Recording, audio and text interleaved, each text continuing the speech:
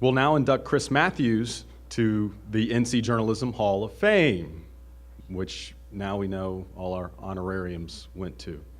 I'm just joking. That's a joke.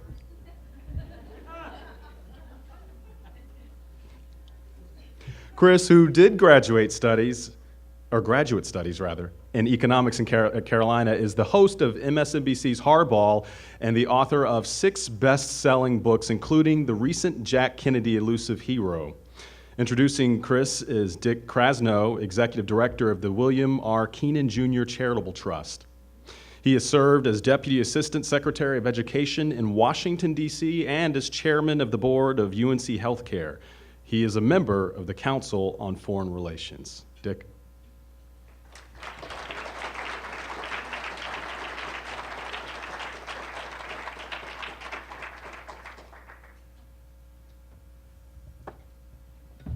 Thank you.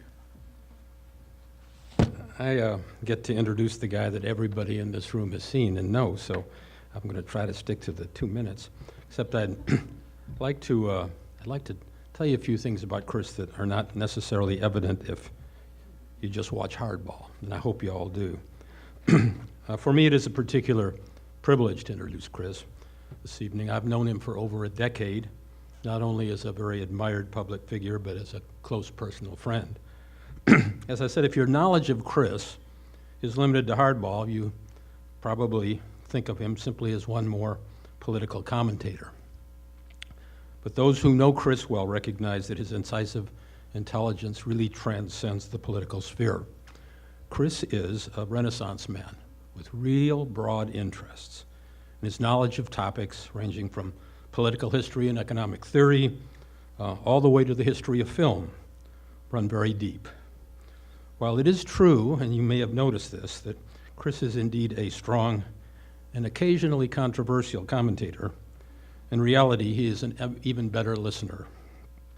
It's a great treat to spend a long evening with Chris, as I recently did, consecutively debating first, the Jesuit influence on political thought in the United States, next, how Ike defeated Adlai Stevenson in 1952, and finally into the wee hours of the morning, challenging the historical accuracy of the movie Casablanca. This was in one evening. What's particularly compelling is that Chris knows a great deal about each of these topics, but he always yearns to learn more. Chris yearns to learn more about almost everything. Chris is also driven by his passion to serve, from his days as a Peace Corps volunteer in Swaziland, through his service in government, and now as a political commentator, journalist, and author. Chris has dedicated himself to helping educate others. His great biographical books, one was just mentioned on American politicians, are written not to defame, but rather to teach and inspire. And what comes through loud and clear in his commentary and writing is his respect for our democracy and his love for our country. It is these values that define Chris as such an important influence in American politics.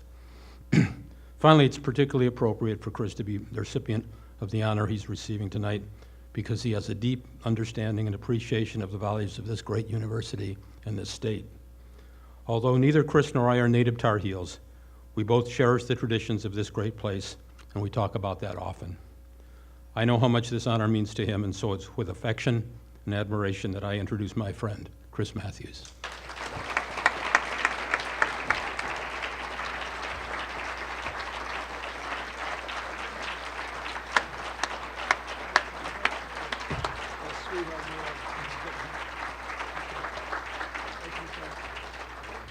Hi.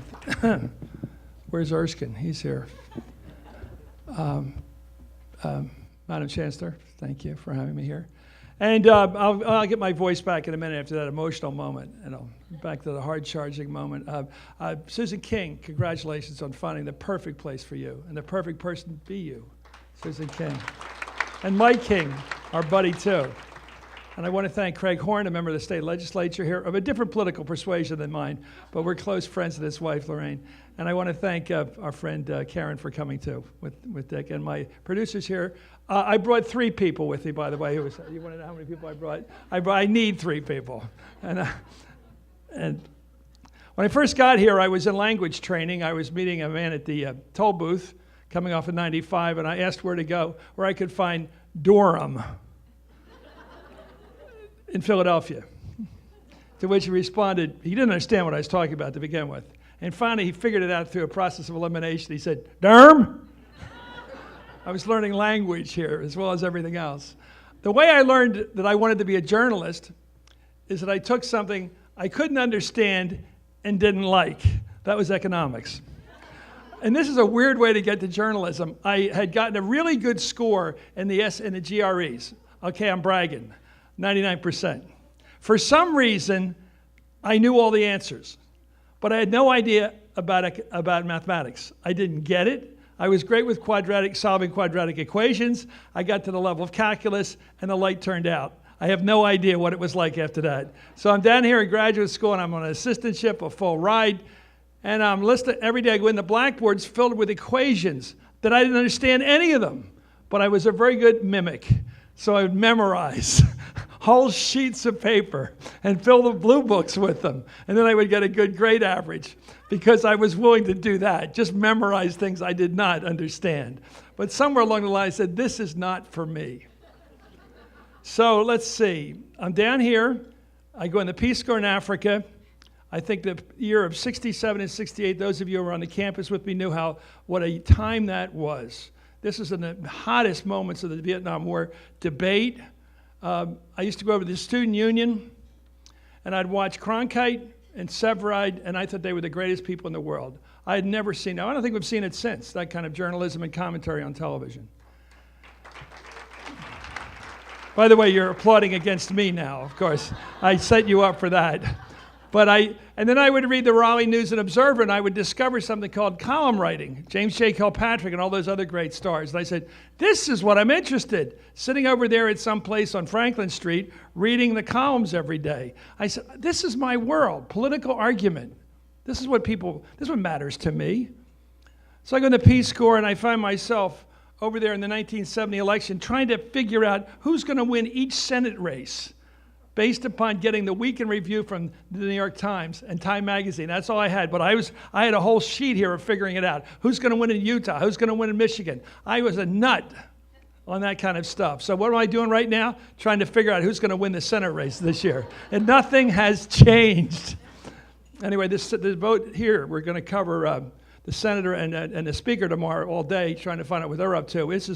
This state is going to probably decide it. There's 3 states that are going to decide this thing. Iowa, this state, and Colorado. They're right on the nail. And we'll see what events matter. Everybody keeps forgetting that about politics. Things happen.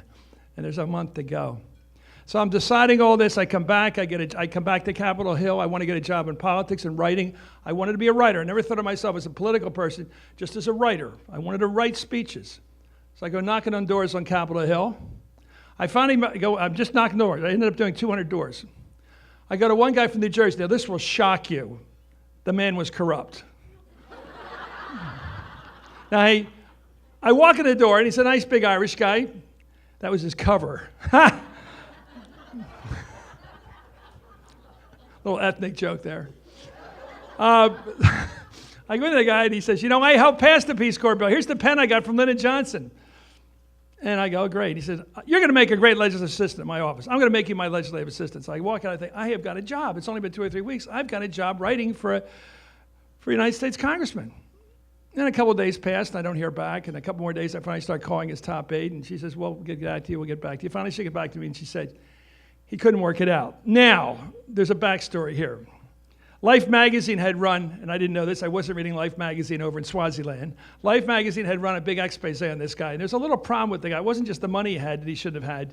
There was the loan shark's body that was taken out of his basement. There's complications. And he never gave me a job. I met him, I talked to him a couple months ago. He's still around, he's in his 90s. I always thought he was trying to protect me from his world, the underworld. So that's how I got started in politics. Finally, after a while, I got a Utah guy, gave me a job after I answered some very complicated letter about taxes. And over the weekend, he said, now I got a job for you. You're a United States Capitol Policeman, which is a familiar situation. Barnacle did it, Harry Reid did it. You get the job, you work there. You're a cop at night from 3 to 11. In the daytime, you work in the office, writing speeches. So I'm writing speeches for a while. After about 3 months of this, I did love being a cop, though. I did love it. And I had a 38 and everything. I was armed. sort of frightening. I was checked out, which is even more frightening because I did not hit many targets. But finally, I said, I want to be a writer. I came here to be a writer, speechwriter, so I got that job. So I went on and I did all that political stuff, 15 years of politics. I was the speechwriter to President Carter. Those were the words of professionals, remember that. And then I was the top aide to tip, and I got all that done. 15 years of that, nice. I really want to get into journalism. So I go to my sister-in-law's wedding out in California, in San Francisco, and I tend to do this. I called up Larry Kramer, who was executive editor of the San Francisco Examiner, and I knew him. We used to go to parties together. And I said, let's go to lunch. He said, let's go to lunch. We drank a lot of wine south of Market Street in San Francisco. And a while later, he gave me a column, $200 a week to do on the side of something else I was doing. And then a couple months later, he called me up and said, you want to be bureau chief? And I had to take about 150% salary cut. I said, sure, because I got a great wife. She knew what I wanted to do. So I started writing speeches. I started writing columns. I love writing columns. I did it 15 years. Wherever I went in the world, I wrote a column twice a week, and a Sunday piece, a big takeout piece. And I loved Friday night because it meant I was finished writing for the week. Nothing was better than that call from the editor, Gail Benziger, that said, couple problems, but it's done. And that's what a good editor does. Say, did you check with this? Did you check with that? How about that? Who's your source? And that, just tell me. Tell me. Or tell me what level they're at. And I learned journalism the right way through editors. It's a great thing to have an editor. And I got to do stories that I am still inspired by, and I get choked up even talking about, but they're absolutely real about being a journalist and how great it can be. When the Berlin Wall was coming down, I didn't ask permission from my editor to go. I said, I know this is the biggest story I'll ever be near. So I just went over. It's easier to apologize than get permission. You know that rule? So I'm over there covering it, and it's raining out, and I go to the east side, Paritzer Platz on the east, on the communist side of the Berlin Wall, behind the Iron Curtain, and I'm wandering around in the dark with my old Army surplus jacket. I was dressed like a journalist that day. It was the Army surplus guy I bumped into. So I'm asking everybody, what's freedom mean to you? Was ist Freiheit? From my college German. And finally I bump into a guy with an Army surplus jacket. He looked like a 1960s anti-war protester back here. And I said, first of all, I asked everybody else, what's it mean to you? One said, well, it means the nurses stopped leaving our floor and heading west. And somebody else said something else. And he finally said, it means talking to you. That was big time. Because that's what it was about. Freedom of the press and freedom to speak. And this guy had never met a guy like me he could talk to without being arrested. I'm in South Africa in 1994 I went there for Good Morning America for a week and a half and I had been in the Peace Corps in Southern Africa in Swaziland. And I'm in there watching these lines of people voting. Now, whatever you think about Africa, and it's not going great, especially over there, but democracy was taught to those people by one guy, Mandela. And they knew they could have taken over by force at some point, but they wanted to do it by election. And luckily, there's a guy named de Klerk who said, let's do this the right way. They hand over power, the end of white supremacy. So one day we get up with Bishop Tutu, who's a great man. He's still around. And we go to morning mass with him, 9 of us. By the way, it's so high church Episcopalian, you think it's Roman Catholic. It is so high church. And it's just like morning mass. And the minute the mass is over, his private chapel, we go bombing off to vote and Google Lake to him. By the way, I stayed very close to him, as it was a dangerous part of town. And we're walking around with him all morning with all the people voting, lines as long as biblical lines from horizon to horizon. And I'd never seen anything like it in my life. People they didn't have a glass of they didn't have a soda, they didn't have a coffee, a tea, they had no place to go to the bathroom, and yet they all waited in these incredible long lines because Mandela said, this is how we're going to do it. And I finally come across a line, and there's some mixed-race people there. They call them colors, mixed-race people in South Africa. And there's a white woman there voting, a young woman in her 20s, and she said, this is the day I've been waiting for my whole life. That was what I call a Southern liberal. And that's why I like Southern liberals. Erskine Bull calls himself an ultra-liberal. No, Erskine, would you remind him he's a moderate Democrat by New York standards, okay? He's a moderate. So being a journalist has been very inspiring to me. I've gotten to write all these books. I got on television, and I do recommend this to any young journalist student. And a lot of times it comes down to hard work and learning how to write, which is the key by learning, as Harry Golin once said from North Carolina, from the Carolina Israelite. And he wrote this years ago, I remember him saying this. To learn how to write, read. You must read a lot, and then you will learn how to write. I learned how to write speeches by reading the Congressional Record, which is not exciting. Over and over again, as I sat in the bottom of the Capitol with my gun, in my police uniform, my Marty Milner costume. And I sat down there reading, nobody read the Congressional Record until I learned how to write political speeches. It's something you can learn, like learning how to type most things, or reading a teleprompter. An imbecile can read a teleprompter. That's been proven. It's very possible. It is very possible.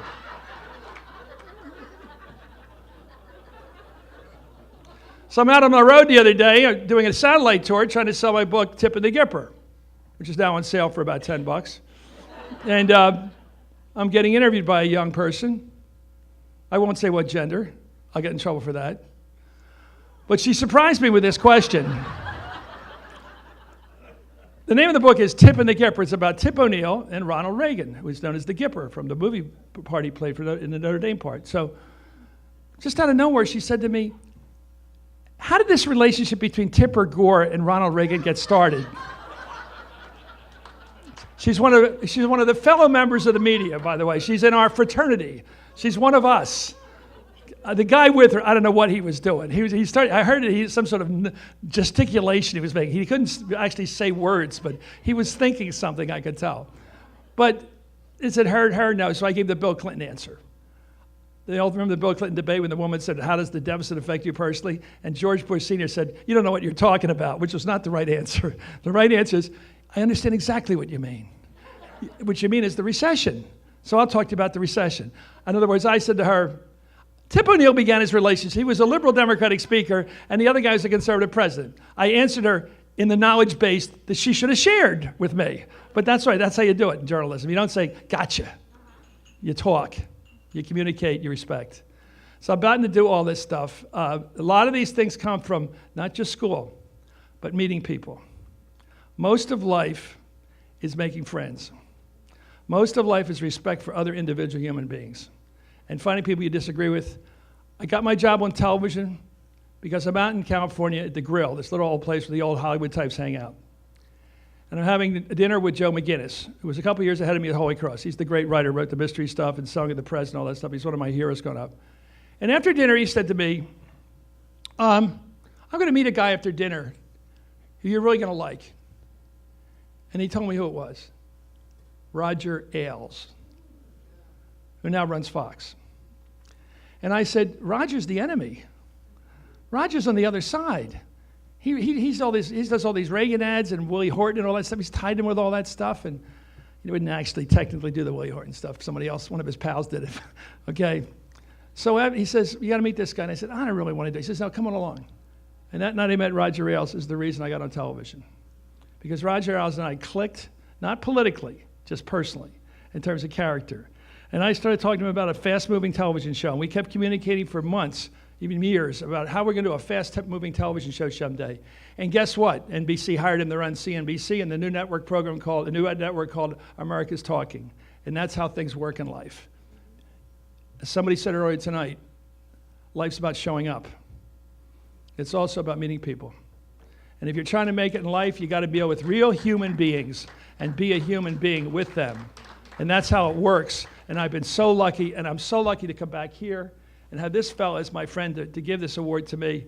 And you guys are great to have me back as a Tar Heel, because I really do talk about it in Philadelphia. I don't say the right word. Talk, as we say. I talk about North Carolina a lot. Anyway, thank you all for having me tonight. Thank you.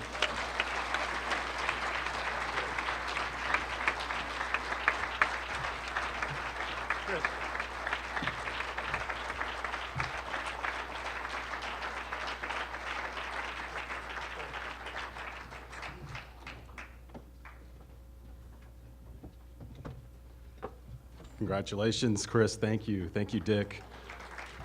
And I'd just like to add, an imbecile cannot read a teleprompter when they turn it off.